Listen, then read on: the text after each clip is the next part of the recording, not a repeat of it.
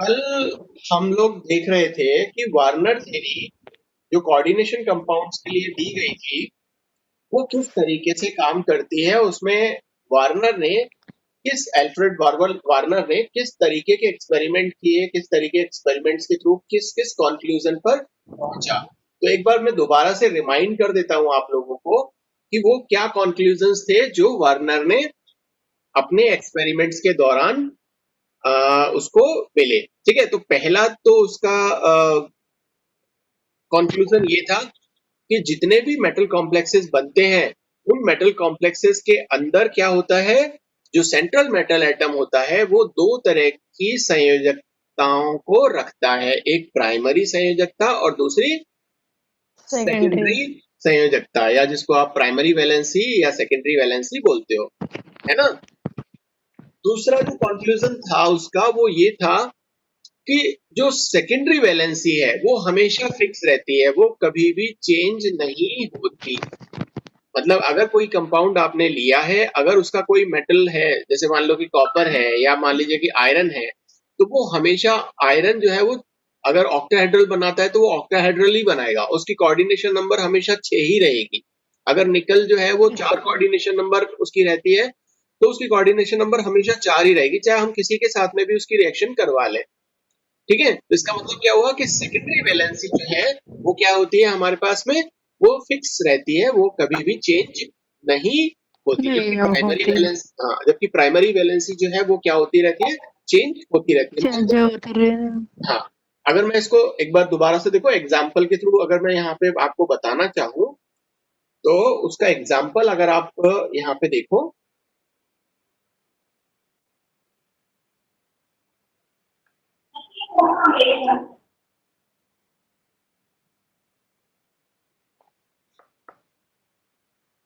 Screen show हो रहा है आप लोगों को? Yes sir. ओके, तो मान लो कि मैं यहाँ पर एक कंपाउंड काम में लेता हूँ कोबाल्ट का। ये कोबाल्ट लिया मैंने और इस कोबाल्ट का मैंने ये एमीन के साथ में एक कंपाउंड बनाया, इसका ये। ठीक है, तो अगर मैं इसमें देखूं कि कितनी प्राइमरी वैलेंसी है कितनी सेकेंडरी वैलेंसी है, तो प्राइमरी वैलेंसीज की अगर मैं बात करूं और सेकेंडरी वैलेंसीज की मैं अगर बात करूं तो कितनी कितनी है, उस पर थोड़ी सी बात करते हैं। तो देखो प्राइमरी वैलेंसी क्या है, जो यहाँ चार्ज आया होगा जिसकी वजह से ये हमारे पास में सिंपल आयन यहाँ प्रेजेंट है, वो आपकी प्राइमरी वैलेंसी होगी। तो यहाँ पे कितने सिंपल आयन प्रेजेंट है, 3, क्योंकि इसको जब मैं ब्रेक 3। करूंगा, हाँ तो जब मैं इसको ब्रेक करूंगा तो बेटा ये CO NH3 का whole 6 3 plus charge plus 3 Cl minus ये बनाता है। तो जब ये 3 यस सर। Cl माइनस बना रहा है, यहाँ पे 3 प्लस चार्ज है, तो इसकी प्राइमरी वैलेंसी कितनी हो गई, 3। 3। लेकिन अगर मैं इसकी सेकेंडरी वैलेंसी की बात करूं, सेकेंडरी वैलेंसी होती है जो इस कोऑर्डिनेशन स्फीयर में होती है, ये कोऑर्डिनेशन स्फीयर में। तो इसमें कितनी वैलेंसी है, ये आपको पता है, अमीन इसमें 6 है, तो इसकी यस सर। सेकेंडरी वैलेंसी कितनी हो गई, 6। 6। तो आप यहाँ पर हमेशा ये ध्यान रखना कि कोबाल्ट, ये जो कोबाल्ट है, ये कोबाल्ट की जो प्राइमरी वैलेंसी है ये हमेशा और हमेशा 3 नहीं होगी, ये चेंज हो सकती है, लेकिन ये हमेशा फिक्स रहेगी। सेकेंडरी वैलेंसी हमेशा सेम रहेगी, ये फिक्स रहती है, चाहे इस कंपाउंड को बना ले, चाहे मैं यहाँ पर दूसरा कंपाउंड अगर मैं ले लूं तो उसको बना लूं। जैसे कि मान लो कि मैंने ये लिया,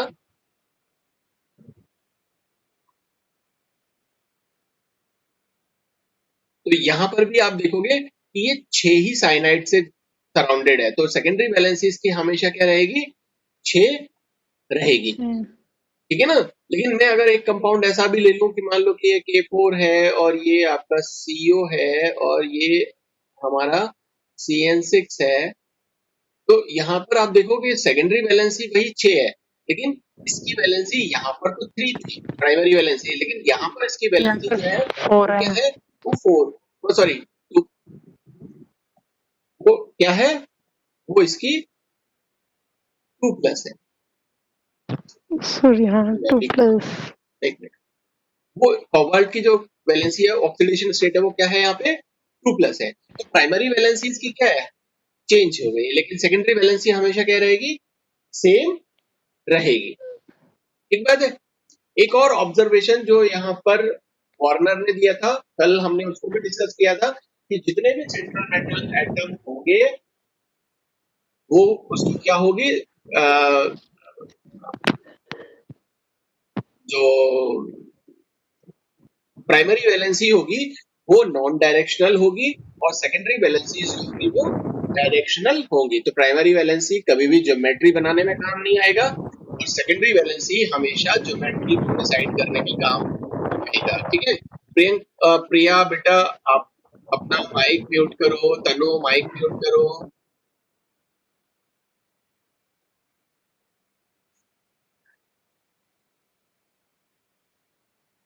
प्राइमरी वैलेंसीज को हमेशा हम डॉटेड लाइन से दिखाते हैं और सेकेंडरी वैलेंसीज जो हैं उसको हम हमेशा सॉलिड लाइन से दिखाते हैं।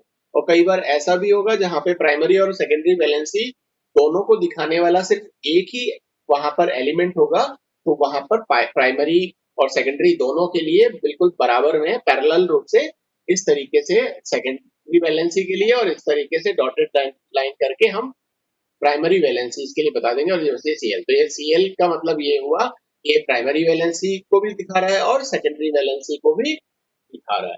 ठीक है। तो ये सारे के सारे कुछ कंक्लूजन्स थे जो वर्नर ने अपनी थ्योरीज के अंदर दिए थे, जिनको हमने डिटेल में कल पढ़ा था। उसके बाद में उसने बहुत सारे एक्सपेरिमेंट अलग अलग तरह के कंपाउंड्स पे किए थे, जिसको मैंने कल आप लोगों को बताया था कि वो किस तरह के कंपाउंड्स थे और उनके क्या एक्सपेरिमेंट्स उसने किए। तो कल जैसे मैंने आपको बताया कि ल्यूटियो कोबाल्टिक क्लोराइड, तो बेसिकली 4 तरीके की चीजें उसने हर कंपाउंड पर की अपने एक्सपेरिमेंट के दौरान। और वो क्या थी, सबसे पहला जो काम किया वो देखा उसका फिजिकल अपीयरेंस कैसा है। फिजिकल अपीयरेंस, ये फिजिकल अपीयरेंस कैसा है कि वो सब सॉलिड है, वो या क्रिस्टलाइन है, नॉन क्रिस्टलाइन है, लिक्विड है, वो किस फॉर्म में है, उसका कलर कैसा है, ये फिजिकल एग्जामिनेशन उसने किया। और पता वहां पर देखा कि सभी के सभी ये जो कॉम्प्लेक्स बन रहे हैं ये सॉलिड फॉर्म में बन रहे हैं या कुछ ऐसे भी हैं जो लिक्विड फॉर्म में बन रहे हैं, या उसने देखा कि ये सारे के सारे क्रिस्टल फॉर्म में है या नॉन क्रिस्टल फॉर्म में भी है। फिर उसने देखा कि ये सभी एक ही जैसे कलर के हैं या अलग अलग कलर के हैं। तो ये फिजिकल अपीयरेंस उसने देखी। दूसरी चीज जो उसने देखी वो क्या की कि उसकी रिएक्शन करवाई उसने AgNO3 के साथ। तो जब भी किसी भी कंपाउंड की उसने रिएक्शन AgNO3 के, देखो उसने जो कंपाउंड स्टडी किया उसकी बात कर रहे हैं, जितने भी और दूसरे कंपाउंड्स हैं सभी कॉम्प्लेक्स कंपाउंड की बात नहीं कर रहे हैं, जो उन्होंने स्टडी किए हम उनकी बात कर रहे हैं। ठीक है ना। तो जितने उन्होंने स्टडी किए उस सब के अंदर AgNO3 काम में वहां पर आ रहा था। तो AgNO3 के साथ में रिएक्शन की तो उसने देखा कि प्राइमरी वैलेंसी जितनी भी होंगी, जितनी भी प्राइमरी वैलेंसी होंगी, वो प्राइमरी वैलेंसी वाले जो सिंपल आयन हैं वो सिंपल आयन इस AgNO3 के साथ में रिएक्ट करेंगे, है ना। तो जैसे मान लो कि मैं उनका एक एग्जांपल लेता हूँ, COCl3 डॉट कितने था 6 NH3, है ना। तो जब उसने इसको किया तो जब यहाँ रिएक्शन की तो उसने देखा कि 3 AgNO3 काम में आए और AgCl बनाया उसने 3। तो 3 AgCl का मतलब क्या हुआ कि जो उसकी प्राइमरी वैलेंसी है वो 3 होगी। तो ये तीनों के तीनों जो Cl3 है वो प्राइमरी वैलेंसी में यहाँ पर जुड़े हुए हैं। हालांकि इसको जब हम लिखेंगे तो इस तरीके से लिखेंगे आज मॉडर्न तरीके से, तो लेकिन जब वो लिखते थे तो वो इस तरीके से लिखते थे। लेकिन हम आजकल जो IUPAC के हिसाब से जो लिखते हैं वो हम इस तरीके से लिखते हैं। ये हमारी प्राइमरी वैलेंसी है, देखो, है ना 3। तो इसीलिए यहाँ पे 3 AgNO3 काम में आए और 3 AgCl हमारे पास में यहाँ पे बनकर रेडी हो गए। तो ये एक्सपेरिमेंट ये बताता है कि प्राइमरी वैलेंसी क्या होती है। दूसरा जो उन्होंने यहाँ पर किया कि कॉन्सेंट्रेटेड H2SO4 के साथ में रिएक्शन करवाई, सभी जितने भी स्टडी उन्होंने किए नॉर्मली वैसे तो आपको पता ही है कि एक्वस सॉल्यूशन जब भी बनाते हैं तो प्राइम ये जो कोऑर्डिनेशन स्फीयर में जो भी अंदर मटेरियल है वो डिवाइड नहीं होता या वो डिसोशिएट नहीं होता, सिर्फ प्राइमरी वैलेंसी जो है वो यहाँ पर अलग हो जाती है। लेकिन अगर आप कॉन्सेंट्रेटेड H2SO4 के साथ में इसकी रिएक्शन करवाओगे तो ये कंपाउंड जब कॉन्सेंट्रेटेड H2SO4 के साथ में रिएक्शन करेगा तो ये जो अंदर का जो मटेरियल है, ये जो अंदर का जो मटेरियल है ये भी अपने आयंस में कन्वर्ट हो जाता है। तो जब आप इसको H2SO4 के साथ में रिएक्शन करवाओगे तो यहाँ पर जो कोबाल्ट है वो सल्फेट और 12NH3 ये कंपाउंड बनाएगा। अब ये देखो ये डाइमर फॉर्म में है, दो चीजें हैं इसमें। यहाँ पर देखो CO एक है, यहाँ दो है, यहाँ सल्फेट है नहीं, वो यहाँ पर है, लेकिन चार्ज अगर आप देखो तो सल्फेट पे चार्ज होता है 2- और 3 सल्फेट मौजूद है तो -6 चार्ज हो गया। तो हमें यहाँ पे माइनस से मतलब था, तो हमारी प्राइमरी वैलेंसी उस तरह से आ रही है। और यहाँ पे 12NH3 और यहाँ पे देखो 6NH3, तो ये डायमर फॉर्म में है। तो ये जब कॉन्सेंट्रेटेड H2SO4 के साथ में रिएक्शन करते हैं तो ये कंपाउंड बनाता है, ठीक है, जिससे हमें पता चलता है कि ये सेकेंडरी वैलेंसी कितनी है। तो सेकेंडरी वैलेंसी इसकी पता चल रही है हमको, जब ये 12 आ रहे हैं तो इससे हमें पता चल रहा है कि सेकेंडरी वैलेंसी इसकी कितनी रही है, 6 रही है। और तीसरा जो चौथा जो एक्सपेरिमेंट इन्होंने किया सभी उस पर, वो किया कि इन सबका कंडक्टिविटी मेजरमेंट किया। कंडक्टिविटी मेजरमेंट है ना, कंडक्टिविटी मेजरमेंट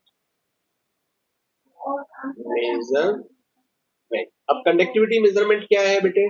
कंडक्टिविटी मेजरमेंट होता है कि जब भी हम किसी सॉल्ट को या किसी इलेक्ट्रोलाइट को वाटर में डिसॉल्व करते हैं तो वो अपने आयंस में टूट जाता है। और जब वो अपने आयंस में टूट जाएगा, फिर अगर हम उसको देखें कि उसमें कितने आयंस प्रेजेंट हैं, कितने आयंस, अगर आयंस प्रेजेंट होंगे तो वही क्या करेंगे, जो आपकी इलेक्ट्रिसिटी है उसको एक जगह से दूसरी जगह कंडक्ट करके लेकर के जाएंगे, ठीक है ना। तो यहाँ चालकता का जो परीक्षण है वो ये बताता है कि इसमें 4 आयंस प्रेजेंट हैं, 4 आयंस प्रेजेंट है। अब ये 4 आयंस कैसे आए? 4 आयंस ऐसे आए कि जब आप इसको डिवाइड करते हो, जब आप ये जो आपका कंपाउंड है, ये वाला जो कंपाउंड है, इसको जब आप पानी में घोलोगे, ये CONH3 होल 6 3 प्लस चार्ज और साथ में 3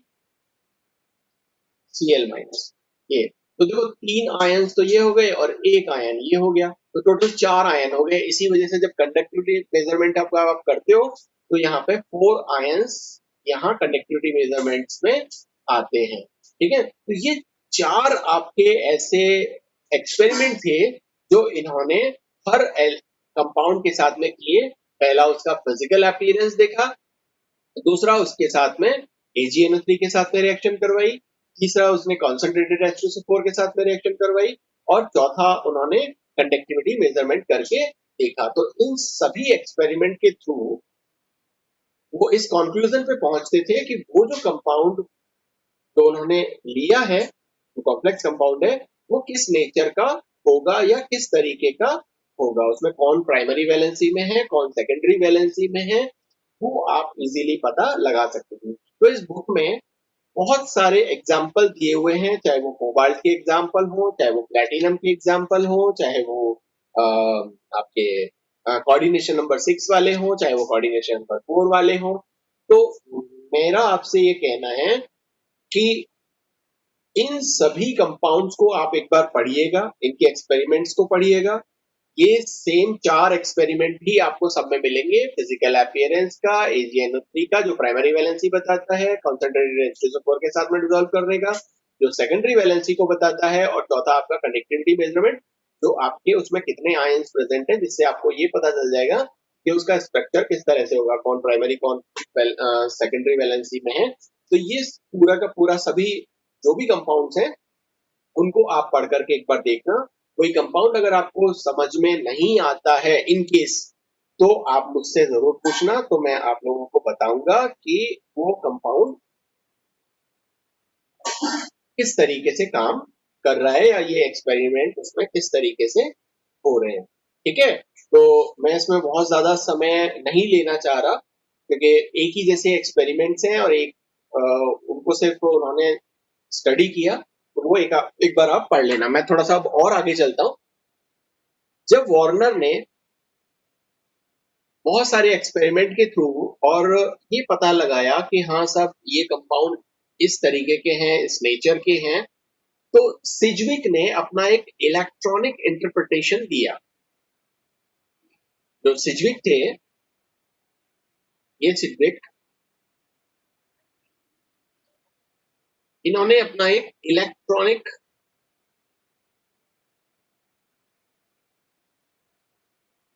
इंटरप्रिटेशन दिया। इंटरप्रिटेशन।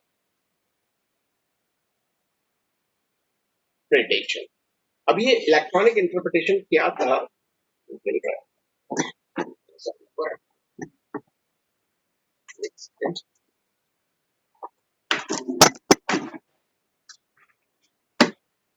शायद ना हिले।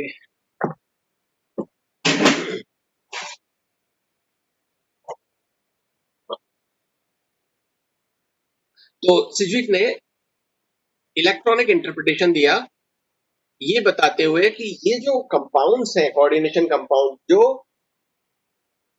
वर्नर ने स्टडी किए हैं, जिसमें प्राइमरी वैलेंसी है, जिसमें सेकेंडरी वैलेंसी है, उनको इलेक्ट्रॉनिकली किस तरीके से रिप्रेजेंट किया जाए। तो उन्होंने बताया कि जो प्राइमरी वैलेंसीज हैं वो इलेक्ट्रॉन के ट्रांसफर के थ्रू बनती हैं, जो सेकेंडरी वैलेंसी हैं वो इलेक्ट्रॉन्स के शेयरिंग के थ्रू बनती हैं। तो प्राइमरी वैलेंसी को क्या बताया इन्होंने? इलेक्ट्रॉन के ट्रांसफर से बनती हैं। इलेक्ट्रॉनिक ट्रांसफरेंस जब होता है उससे बनती है। और जो सेकेंडरी वैलेंसीज थी, वो सेकेंडरी वैलेंसीज जो इलेक्ट्रॉन है उनके शेयरिंग के थ्रू बनती है। इलेक्ट्रॉनिक शेयरिंग के थ्रू होती है। तो जब देखो इलेक्ट्रॉनिक ट्रांजिशन के थ्रू होगा, तो आपको पता है कि जब आपने आयनिक बॉन्ड पढ़े होंगे तो वहां पर आपने देखा होगा कि इलेक्ट्रॉन का कंप्लीट ट्रांसफर हो जाता है, और कंप्लीट ट्रांसफर हो जाता है तो वो आयनिक बॉन्ड बनाते हैं। तो ये आप यहाँ पर बता सकते हो कि प्राइमरी वैलेंसीज जो है वो आयनिक बॉन्ड बनाती हैं, और सेकेंडरी वैलेंसी में क्या है, इलेक्ट्रॉनिक का शेयरिंग हो रहा है, तो वो कोवेलेंट नेचर की होंगी। तो ये आपकी आयनिक नेचर की होंगी और ये आपकी कोवेलेंट नेचर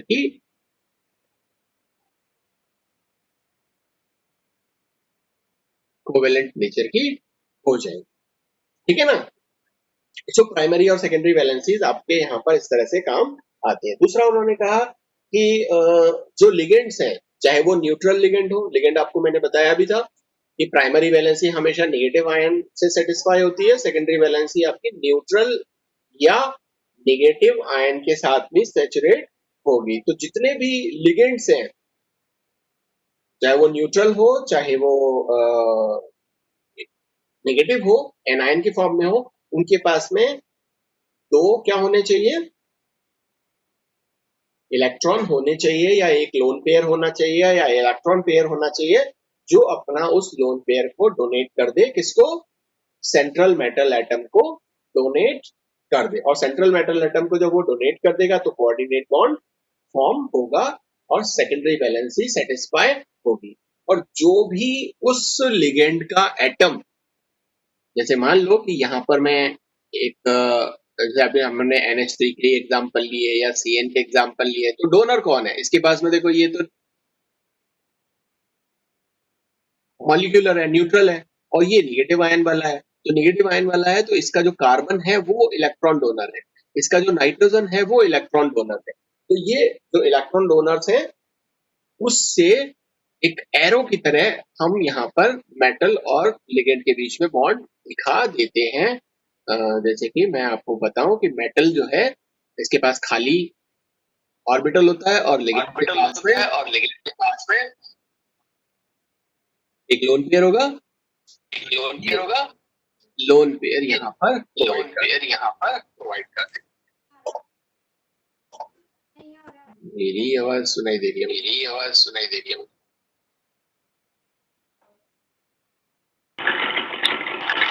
आ रही सर, आ रही सर। नहीं नहीं आ तो रही है लेकिन नहीं नहीं echo हो आ रहा है। तो रही है लेकिन इको हो रहा है।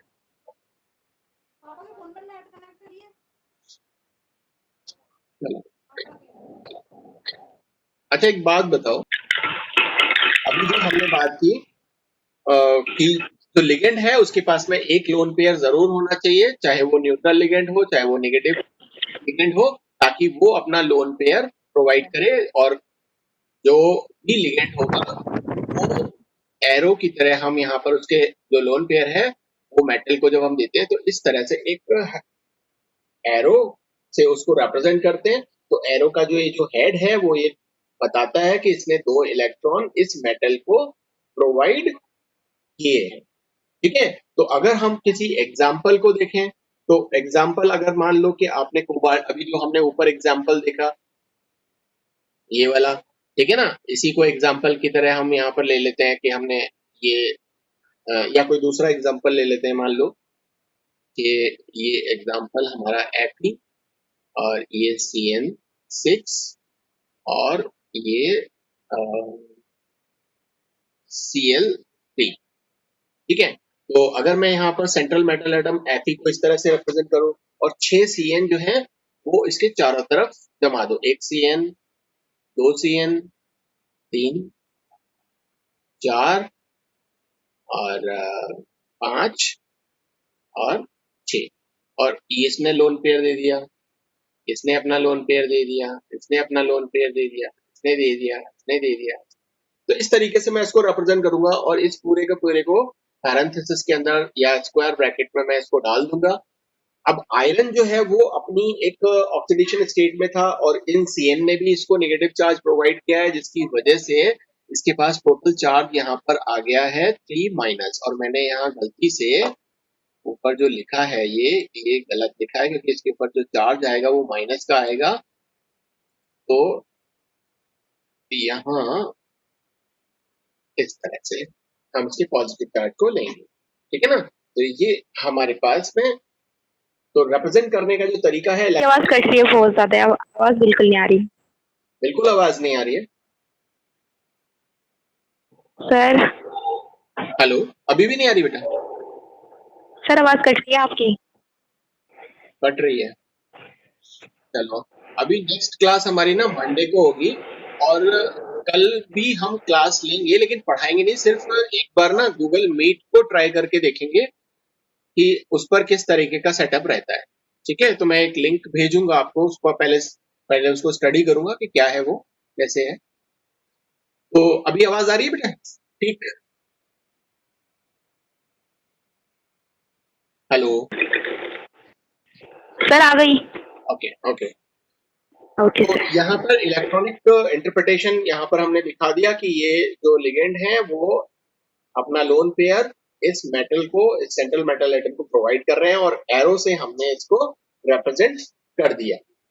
ठीक है, नाउ ये सिज्विक ने अपना एक इंटरप्रिटेशन दिया था वार्नर थ्योरी में, जितनी भी बातें बताई थी उसको बेस में लेकर के, ठीक है ना, या उसको बेस करके। अब देखो ये जो वार्नर की थ्योरी थी ये बहुत सारे मामलों में उस समय एक अच्छी थ्योरी मानी जाती थी या बहुत सारी चीजों को समझाती थी और उन्होंने बहुत ज्यादा काम कोऑर्डिनेशन कंपाउंड्स पे किया था। लेकिन फिर भी इसकी दो सबसे बड़ी कमियां थी या दो सबसे बड़े ऑब्जेक्शंस थे। ये जो सिज्विक ने जो इंटरप्रिटेशन दिया इस इंटरप्रिटेशन के, वो दो कमियां क्या थी? पहली चीज तो ये कि देखो जब हम किसी लिगेंड को उसके लोन पेयर को लेकर के और बोलेंगे कि साहब ये लोन पेयर प्रोवाइड कर रहा है किसको, इस सेंट्रल मेटल एटम को। अब सेंट्रल मेटल एटम वो होता है जिसके पास में पॉजिटिव चार्ज होता है, लेकिन जब यहाँ पर 6 अलग अलग लिगेंड जब इसको अपना लोन पेयर प्रोवाइड करेंगे, तो आपको नहीं लगता कि इतने सारे लोन पेयर इलेक्ट्रॉन लेकर के ये जो Fe है ये Fe नेगेटिवली चार्ज हो जाएगा? हाँ या ना? जब इसको इतना सारे इलेक्ट्रॉन्स मिल जाएंगे तो इसका नेचर इलेक्ट्रोपॉजिटिव होने की जगह इलेक्ट्रोनेगेटिव हो जाएगा। Yes sir. और अगर इतने ज्यादा इलेक्ट्रॉन लेकर के इलेक्ट्रोनेगेटिव हो गया तो मेटल कैसे कहलाएगा? ये सेंट्रल मेटल है जहाँ पे इसके पास पॉजिटिव चार्ज है। ठीक है ना? तो इस बात का यस जवाब सर। जो है वो ये सिज्विक ने जो अपना इंटरप्रिटेशन दिया था वो इसका जवाब नहीं दे पाया। दूसरा ऑब्जेक्शन क्या था? दूसरा ऑब्जेक्शन ये था इसका कि मान लो कि चाहे जो हमारे पास में इलेक्ट्रॉन पेयर किसी भी लिगेंड के पास में अवेलेबल है, चाहे वो अमोनिया हो, चाहे वाटर हो या कोई दूसरा और मॉलिक्यूल हो, तो मैं आपको एक चीज बताऊं कि जितने भी आपके क्योंकि देखो जितने भी नेगेटिव लिगेंड्स हैं, जितने भी नेगेटिव लिगेंड्स हैं, चाहे वो Cl हो, चाहे वो Br हो, चाहे वो Cn हो, चाहे वो OH हो, चाहे वो Nc हो, ये सबके पास में तो एक माइनस चार्ज प्रेजेंट है जो अपना लोन पेयर दे देगा। लेकिन अगर मैं बात कर रहा हूं यहाँ पे न्यूट्रल लिगेंड्स की, जैसे ये जो न्यूट्रल लिगेंड्स हैं, ये न्यूट्रल लिगेंड्स पर ये जो इलेक्ट्रॉन पेयर है जो प्रोवाइड कर रहा है अपना पेयर, ये इलेक्ट्रॉन पेयर कहाँ पर है ये आपको देखना जरूरी है। अब ये ज्यादा से ज्यादा जितने भी ये जो लोन पेयर होते हैं ये कहाँ पर होते हैं? एस ऑर्बिटल के होते हैं। ये कहाँ होते हैं? लोन पेयर एकाकी इलेक्ट्रॉन युग्म जो अंदर का जो ऑर्बिटल है एस ऑर्बिटल वहां होता है। अब एस ऑर्बिटल जो अंदर होता है वो बॉन्ड बनाने के लिए अपना लोन पेयर कैसे प्रोवाइड करेगा बाहर? ठीक है ना? क्योंकि एस ऑर्बिटल ज्यादातर कैसे होते हैं? नॉन बॉन्डिंग नेचर के होते हैं। जैसे अगर आप NH3 में देखो, NH3 का ही एग्जांपल मैं यहाँ पर आपको लेकर के बताऊं तो नाइट्रोजन का एटॉमिक नंबर होता है 7 और 1s2 2s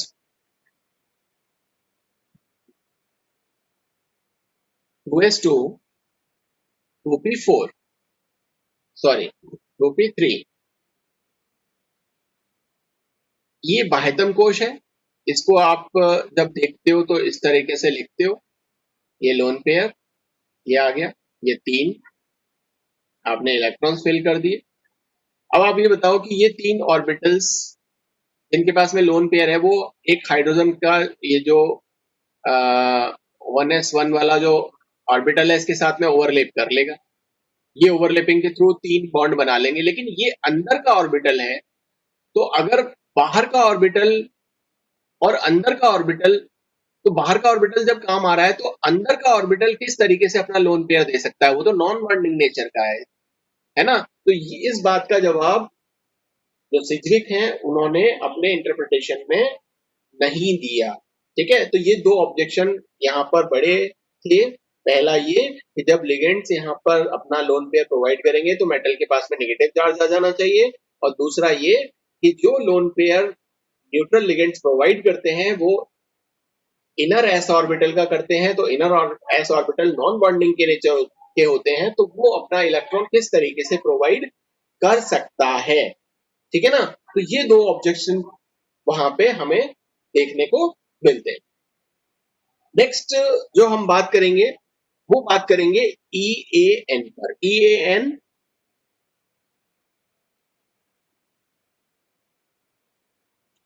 EAN का मतलब होता है effective atomic number. Effective atomic number. अब ये इफेक्टिव एटॉमिक नंबर क्या है? प्रभावी परमाणुवीय संख्या। जितने भी मेटल कॉम्प्लेक्सेस बनते हैं, मैं कभी कभी जितने भी मेटल कॉम्प्लेक्सेस यहाँ लिखता हूं, जैसे मान लो कि मैंने अभी थोड़ी देर पहले लिखा है Fe का ये CN6 और यहाँ पे मैंने लगा दिया K3। एक मैंने यहाँ इससे पहले लिखा कि सब कोबाल्ट है और कोबाल्ट में जो है ये NH36 और इस तरीके से बना लिया K3। या फिर मैं निकल का एक कोई कंपाउंड लिखूं कि निकल जो है वो इसने ये CN4 का ये बनाया। ठीक है ना? और यहाँ इसने ये ले लिया मान लो कि A2। अब मुझे एक बात बताओ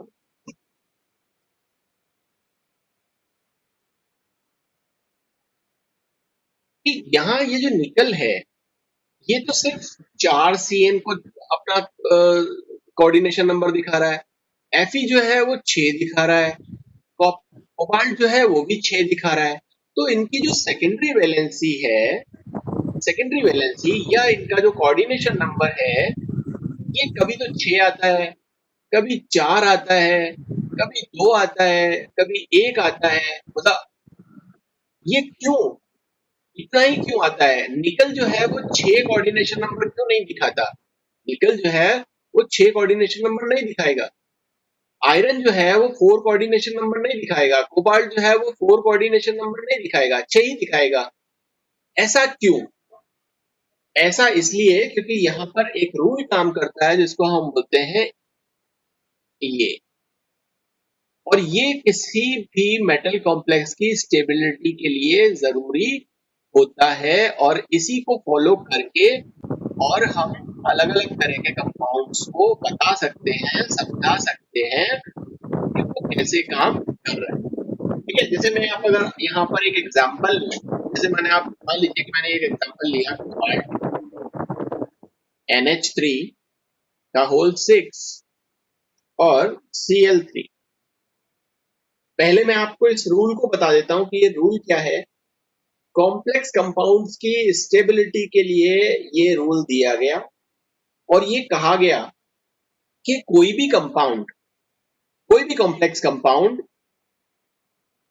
तभी स्टेबल माना जाएगा जब उसके पास 30 मतलब सॉरी अपने नियरेस्ट जो नोबल गैस है उतने इलेक्ट्रॉन्स प्रेजेंट होंगे तो।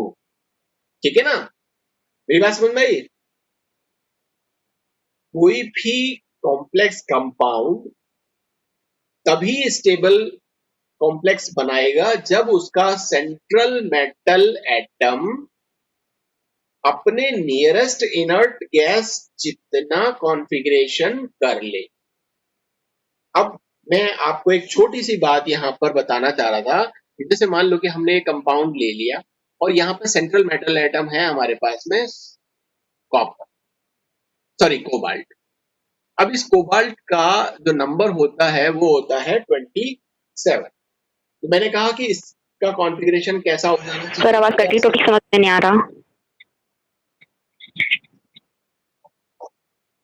सर बोलो बोलो।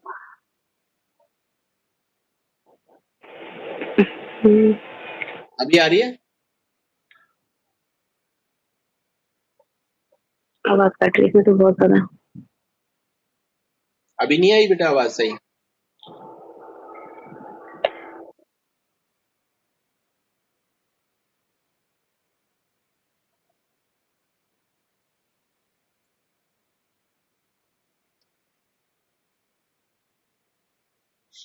चलो, अब इस AN को मैं आपको यहाँ पर फॉर्मूला बता देता हूँ। आ रही है आवाज?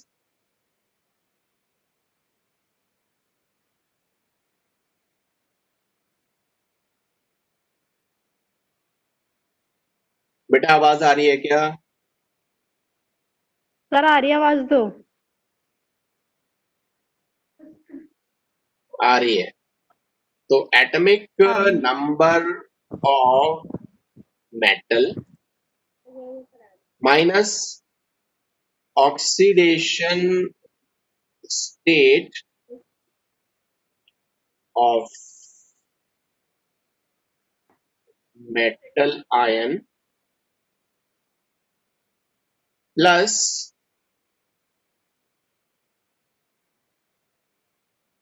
टोटल नंबर ऑफ इलेक्ट्रॉन्स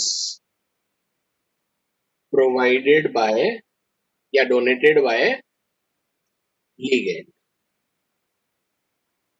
इस चीज को हम यहाँ पर फॉलो अगर कर लें तो ये आपका EN निकल के आ जाता है। तो आपको पता है कि इसका एटॉमिक नंबर कितना है मेटल का? 27। ऑक्सीडेशन स्टेट कितनी आ रही है? ऑक्सीडेशन स्टेट आ रही है 3। Total number of